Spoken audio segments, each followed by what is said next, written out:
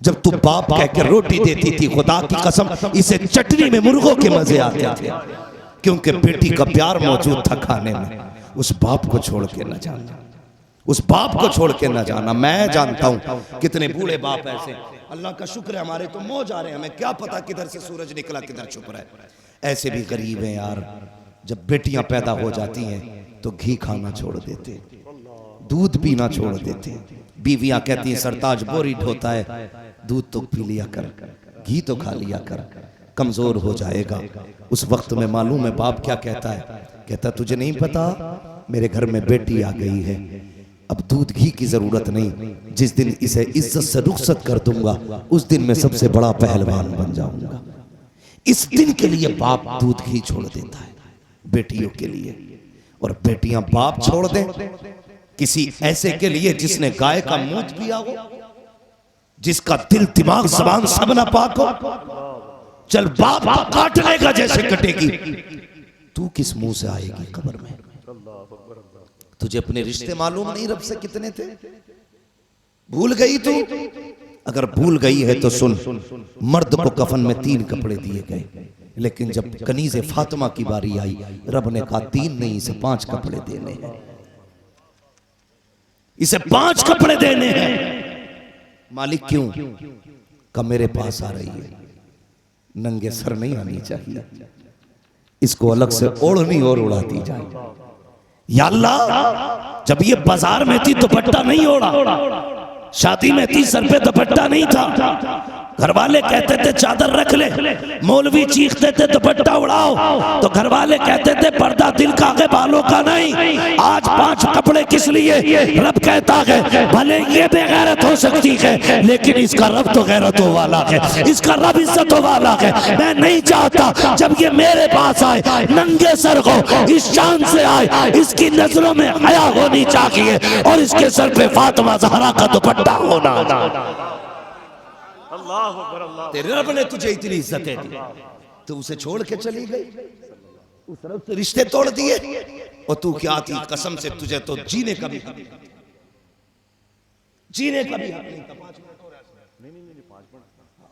जीने का हक नहीं था, मार देते थे। सुन रहे ना मेरी बात जी? माशाअल्लाह, जीने का हक नहीं था बेटियों को। समझाना बैठा के मैं बेटियों से कहता हूं गारंटी के साथ, मत जाओ लालच गाड़ियों का लेकर के। दौलत हमेशा रहने वाली चीज नहीं है, हुस्न हमेशा रहने वाली चीज नहीं है, लेकिन तुम्हारे आमाल हमेशा रहने वाली चीज है, यानी क़यामत तक ये बाकी रह जाएंगे। हमेशा रहने वाली तो सिर्फ रब की जात है, इससे वो मुराद नहीं है मैं कह रहा हूं, जो साथ जाने वाली चीज है ना वो आपका अमल है।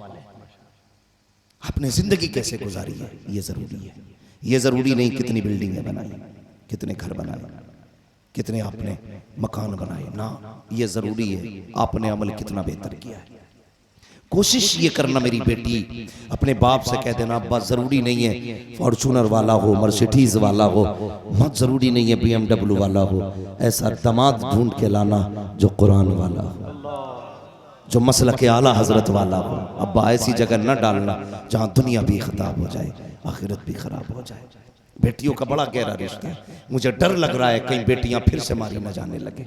अगर यही हालात रहे ना, बेटियां बाप के मुंह पे कालिक पोतेंगी, तो कहीं ऐसा ना हो कि फिर माँ की पेट में बेटियां मारी जाने लगे। डरे इस चीज का। बेटियों, सारी बेटियां खराब नहीं है, इल्ला माशाल्लाह इस्लाम की शहजादियां तो खराब हो ही नहीं सकती, नहीं हो सकती। एक फिल्म बनाई गई, कौन सी अभी जो आई है, द केरला स्टोरी है, क्या केरल है कि केरला है, केरला स्टोरी। उससे पहले एक फिल्म बनाई गई थी द कश्मीर फाइल। इन फिल्मों को बना करके हमें दुनिया में रुस्वा करने की कोशिश की गई कि मुसलमानों का कैरेक्टर कितना खराब है। ये देखिए मुसलमानों का अपना मामला कितना गंदा है। तो मैंने उस वक्त भी कहा था, फौरन मैंने कहा था हमारा कैरेक्टर देखना है तो द केरला स्टोरी मत देखो, द कश्मीर फाइल मत देखो, अगर देखना है तो उमर फारूक आजम की जिंदगी देखो। सिद्दीक अकबर का किरदार देखो। हमें समझना है ना उमर इब्न अब्दुल अजीज को देखो, हमें देखना है ना सलाहुद्दीन अय्यूबी को देखो, हमें देखना है औरंगजेब आलमगीर को देखो, जिसने आकर के दिल्ली से बनारस में तुम्हारी बेटी की आबरू बचा करके दुनिया को ये बताया था इस्लाम का मिजाज ये है, बेटी बेटी होती है, चाहे काफिर की बेटी हो चाहे मुसलमान की बेटी। वक्त होता तो मैं बताता। तो ये मुसलमानों जरूरत है हम अपना सही अखलाक पेश करें, सही किरदार पेश करें। किसी बद मजहब की बेटी मत लेके आना, किसी हिंदू की बेटी जबरदस्ती मत लाना।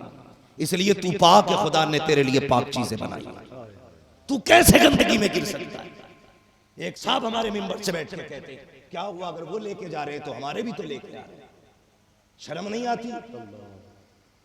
ये जवाब है कोई? मैं कहता हूं मोमिनो, अल्लाह ने तुम्हारे लिए कुत्ते का गोश्त हलाल नहीं किया, क्योंकि कुत्ता नापाक है, तुम्हारे लिए पाक रिस्क बनाए गए। हाँ, पाक रिस्क बनाए गए। अगर लुक़्मा में उसने इतना मोहतात रखा है तो फिर जिंदगी में कितना मोहतात रखा। कैसे ला सकते हो किसी को भी? हम नहीं लाएंगे। हमारे घरों में वही आएंगी जिनकी नस्लों से गुलाम हुसैन पैदा होंगे, जिनकी गोदों में कनीज़े फातिमा आएंगी, हमारे घरों में वही आएगी। और सुन लो, ये जो लोग कहते हैं कि इतनी मुस्लिम बेटियां मार दी गई, इस्लाम से तो उसी दिन रिश्ता टूट गया था जिस दिन ये इस्लाम की हदों को पार करके गई थी। अब अगर मार रहे हो ना, हमारी नहीं मार रहे, अपनी मार। हमारी पे हाथ उठा के दिखा, अगर बाजू उखाड़ के पतंग न बना दे तो फिर गुलामी का दावा देगा। हमारी पे हाथ उठा दोगे? हमारी वो नहीं जो तेरे घर में गए, हमारी वो है जो हमारे घर में गए, और जो हमारे घर में गए हाथ बड़ी बात है, नजर भी नहीं उठा सकते इसलिए कि टल न सकते थे। अगर जंग में अड़ जाते थे पैर शेरों के भी मैदान से उखड़ जाते। झूठ न बोल। नारे रिसालत। वाह वाह, उलमाए अहले सुन्नत, सरदारे मदीना कॉन्फ्रेंस, वाह वाह, मुबारक। वाह वाह, वो हमारी नहीं जो तुम्हारे घर में है, हमारी वो जो हमारे घर में। ये बुज़दिली उन्हीं पे करो जो तुम्हारे घर में है। ये गलती मत करना, हमारे घर का नाम मत ले देना, हमारे घर का नाम मत ले देना, वरना कोई पहचानने वाला नहीं मिलेगा। मुसलमान कमजोर है, बुज़दिल नहीं है। हम अमन चाहने वाले लोग हैं। जिस फितने पे तुम उतरे हो अगर हम आ गए ना तो फिर गलियां तंग पड़ जाएंगी। इसलिए खुदा के वास्ते इस मुल्क की हवा को पुरअमन रखा जाए, इसे बिगाड़ने की कोशिश न की जाए। हम पुरअमन मजहब के मानने वाले हैं, हम शांतिपूर्वक लोग हैं, बुज़दिल नहीं है, कमजोर नहीं है। सबके लिए खतरा, सबसे बड़ी चीज मौत होती है, मगर मुसलमान के लिए मौत एक खिलौना है। इसलिए कि हम जीने के लिए नहीं, हम मरने के लिए आए हैं। हम मरने के लिए आए हैं। किसी एक तबरेज को मारो, तुम एक एक करके मार के समझते हो इस्लाम मिट जाएगा, खाम ख्याली है। ये ठीक उसी तरह जैसे आसमान की तरफ उसने नमरूद ने तीर मार के कहा था मैंने खुदा को मार दिया। एक बंदा मार के क्या समझते हो हम जाएंगे, हमारे पीछे इस्लाम के झंडा लेकर के लोग फिर आएंगे। और इस्लाम की तारीख रही है आया यूरिशो तातार के अफसाने से पासबा मिल गए काबे को सनम खाने से। उसका दीन है, वो जाने वो किधर से लाएगा पासबा। वो चाहेगा ना तो तुम्हारे बीच से खड़े करेगा। और उसने किए हैं चंगेज खां हलाकू, कितना खबीस आदमी था, आप पढ़ें तारीख। और फिर उसी की नस्ल से खुदा ने इस्लाम के मुजाहिदीन पैदा किए, जो मिटाने आए थे इस्लाम को, वही कलमा पढ़ रहे थे। किसी ने कहा था इस्लाम की फितरत में कुदरत ने लचक दी है, जितना के दबाओगे उतना ही हरा होगा। इसलिए मेरी गुजारिश है, खुदा के वास्ते प्रोपेगंडे बंद करो। उन नौजवानों तुमसे गुजारिश है, अपना अखलाक पेश करो।